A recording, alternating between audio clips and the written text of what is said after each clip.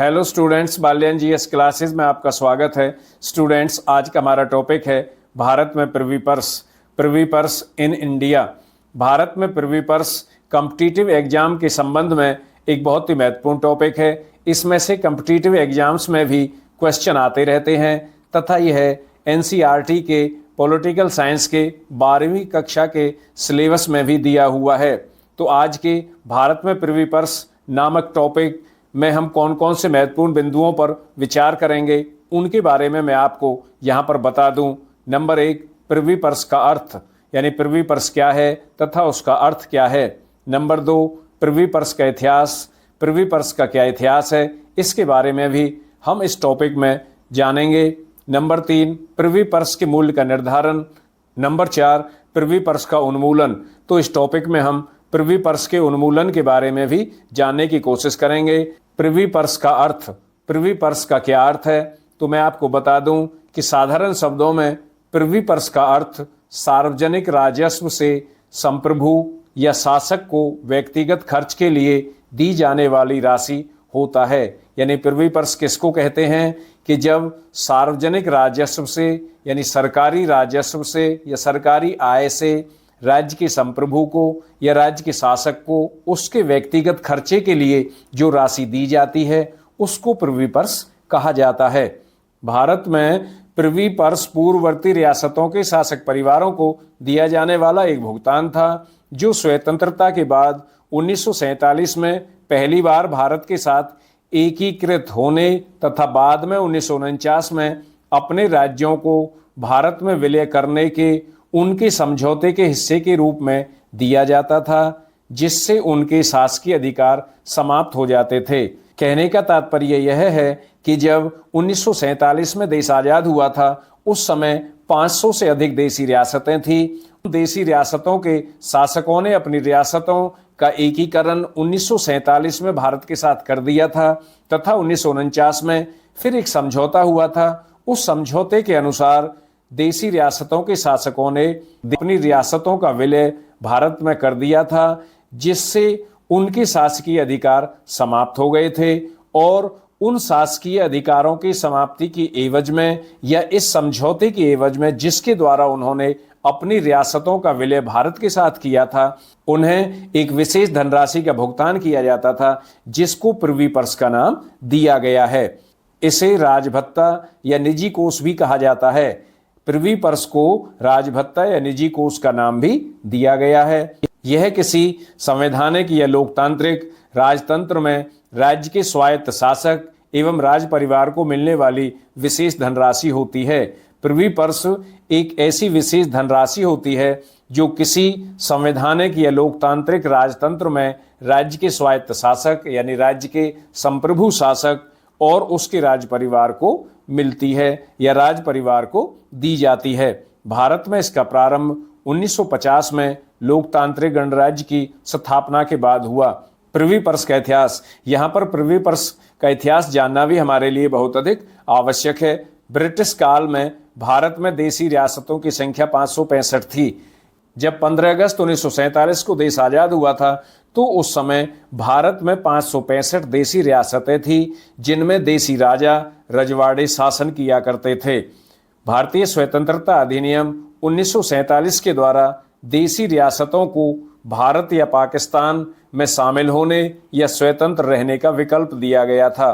यानी जब भारतीय स्वतंत्रता अधिनियम 1947 पास हुआ था, जिसके द्वारा भारत को स्वतंत्रता दी गई थी, तो उस अधिनियम में यह बात रखी गई थी कि देशी रियासतें यदि चाहें तो भारत में अपना विलय कर सकती हैं, वो भारत में मिल सकती हैं, और यदि चाहें तो अपना विलय पाकिस्तान में कर सकती हैं, वो पाकिस्तान के साथ मिल सकती हैं।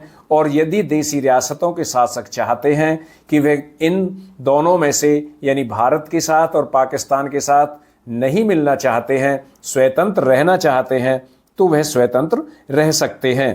परंतु अधिकतर देशी रियासतें भारत में मिल गई और इन रियासतों का भारत में विलय कराने में सबसे महत्वपूर्ण योगदान भारत के प्रथम गृह मंत्री सरदार पटेल और उनके सहायक वीपी मेनन का रहा। यानी भारत के प्रथम गृह मंत्री सरदार पटेल एवं वीपी मेनन का इन रियासतों का भारत में विलय कराने में अत्यधिक योगदान था। 1947 तक राज परिवारों को पूर्व रियासत की राजकोषीय संपत्ति रखने दिया गया था। यानी जब 1947 में इन्होंने भारत के साथ एकीकरण कर लिया था, देसी रियासतों का एकीकरण भारत के साथ हो गया था, तो इन राज परिवारों को राजकोषीय संपत्ति रखने का अधिकार दिया गया था कि ये पूर्व रियासत की राजकोषीय संपत्ति रख सकते हैं।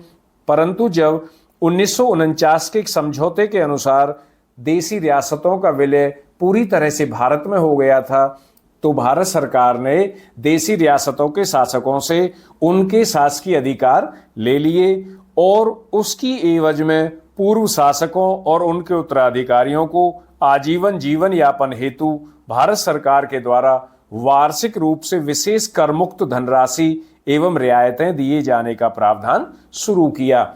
इसके बाद भारतीय संविधान में इसकी व्यवस्था संविधान के अनुच्छेद 291 और 362 के द्वारा की गई। यहाँ पर एक बहुत ही महत्वपूर्ण प्रश्न बनता है कि प्रिवी पर्स की व्यवस्था भारतीय संविधान के किन अनुच्छेदों में की गई, तो भारतीय संविधान के अनुच्छेद 291 और 362 के द्वारा की गई। इसके बाद है प्रिवी पर्स के मूल्य का निर्धारण।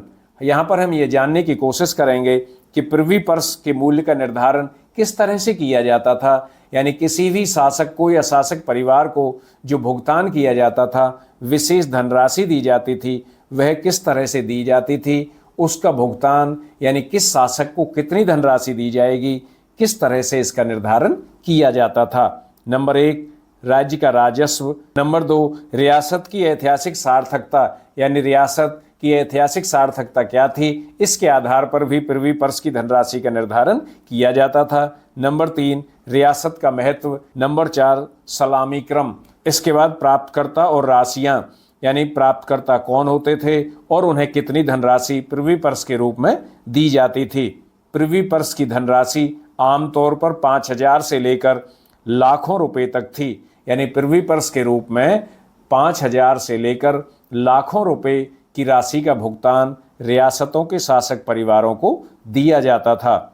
102 रियासतें ऐसी थी जिन्हें 1 लाख से अधिक मिलता था, यानी 102 रियासतों के शासक परिवारों को 1 लाख से अधिक प्रिवी पर्स के रूप में दिया जाता था। 6 रियासतें ऐसी थी जिनमें से मैसूर, हैदराबाद, ट्रावनकोर, जयपुर, पटियाला और बड़ौदा, इनको 10 लाख से अधिक धनराशि प्रिवी पर्स के रूप में दी जाती थी। सबसे कम काठोदिया के शासक को केवल 192 रुपये ही मिलते थे, यानी काठोदिया के शासक को केवल 192 रुपये प्रिवी पर्स के रूप में दिए जाते थे और यह सबसे कम धनराशि थी। अब प्रश्न उठता है कि सबसे अधिक धनराशि किस रियासत के शासक परिवार को दी जाती थी। आरंभ में सबसे अधिक धनराशि 42,85,714 रुपये हैदराबाद को मिलता था, जिसे 1967 में घटाकर 20 लाख कर दिया गया और उसके बाद सबसे अधिक प्रिवी पर्स पाने वाले शासक परिवारों में मैसूर का शासक परिवार था। प्रिवी पर्स का उन्मूलन सन 1970 में इसके उन्मूलन के लिए एक प्रस्ताव लाया गया, वह राज्यसभा में पारित न हो सका, वह एक वोट से खारिज हो गया। यानी 1970 में श्रीमती इंदिरा गांधी भारत की प्रधानमंत्री थी, वे एक प्रस्ताव लेकर आई जिसमें प्रिवी पर्स को समाप्त करने की बात कही गई थी, परंतु उस प्रस्ताव को लोकसभा ने पारित कर दिया था और वह राज्यसभा में पारित नहीं हो सका था। उस प्रस्ताव को पारित कराने के लिए 2/3 बहुमत की आवश्यकता थी। राज्यसभा में वह प्रस्ताव 2/3 बहुमत प्राप्त नहीं कर पाया। 6 सितंबर 1970 को संविधान के अनुच्छेद 366(2) के तहत राष्ट्रपति के आदेश के अनुसार सभी शासकों का प्रिवी पर्स और विशेष अधिकार समाप्त कर दिए गए हैं, परंतु शासक कोर्ट चले गए। इसका तात्पर्य है कि 6 सितंबर 1970 को संविधान के अनुच्छेद 366(2) के अनुसार राष्ट्रपति ने एक आदेश दिया और उस आदेश में यह कहा गया कि आदेश पास होने की तिथि से ही सभी शासकों के प्रिवी पर्स और विशेष अधिकार समाप्त कर दिए गए हैं। शासक परिवार कोर्ट चले गए, परंतु 26वें संविधान संशोधन के द्वारा 1971 में इसको समाप्त कर दिया गया। यानी 1971 में संविधान में 26वां संविधान संशोधन किया गया और उस 26वें संविधान संशोधन के द्वारा प्रिवी पर्स को पूरी तरह से समाप्त कर दिया गया। जब प्रिवी पर्स को समाप्त किया गया तो भारत के प्रधानमंत्री कौन थे?